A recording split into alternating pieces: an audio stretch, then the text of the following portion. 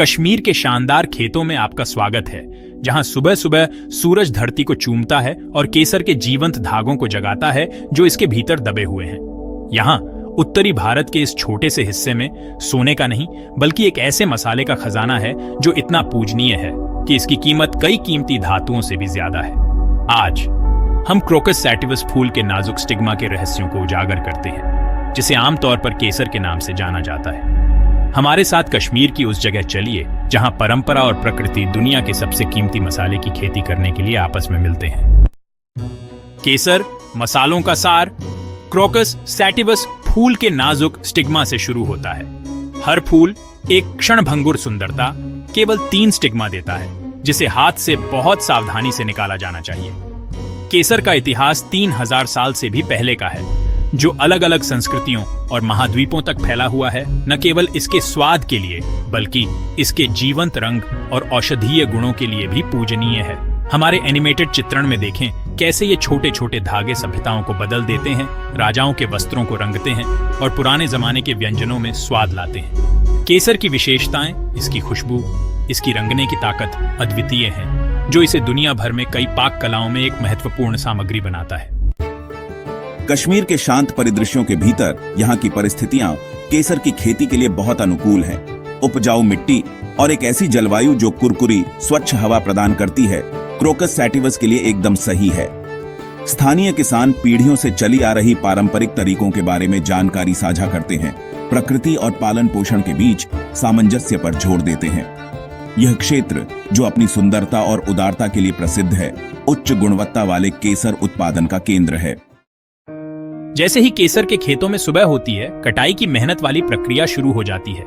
हर stigma को फूल से सावधानी से तोड़ा जाना चाहिए, एक ऐसा काम जिसमें सटीकता और नाजुकता की आवश्यकता होती है। यह अध्याय आपको जमीन के करीब ले जाता है, जहां बैंगनी रंग के समुद्र में डूबे हुए मजदूर केसर के सावधानी पूर्वक संग्रह में लगे हुए हैं। हर गति इस मसाले को काटने के लिए आवश्यक समर्पण का प्रमाण है। कटाई के बाद केसर के स्टिग्मा सुखाने की प्रक्रिया के दौरान एक महत्वपूर्ण बदलाव से गुजरते हैं। इस क्षेत्र के विशेषज्ञ बताते हैं कि अंतिम उत्पाद की गुणवत्ता और स्वाद को निर्धारित करने में यह चरण कितना महत्वपूर्ण है। स्टिग्मा को सावधानी से फैलाया जाता है और सुखाया जाता है, एक ऐसी विधि जो उनके स्वाद को बढ़ाती है और उनके गहरे लाल रंग को बरकरार रखती है। प्रसंस्करण में की गई अत्यधिक सावधानी इस मसाले के प्रति सम्मान को दर्शाती है, यह सुनिश्चित करते हुए कि प्रत्येक धागा अपने भीतर कश्मीर का सार समेटे हुए है। दुनिया के सबसे महंगे मसाले के रूप में केसर का खिताब अच्छी तरह से अर्जित किया गया है। हर धागा न केवल खेती और कटाई के श्रम का प्रतिनिधित्व करता है, बल्कि प्रक्रिया की कमी और गहनता का भी।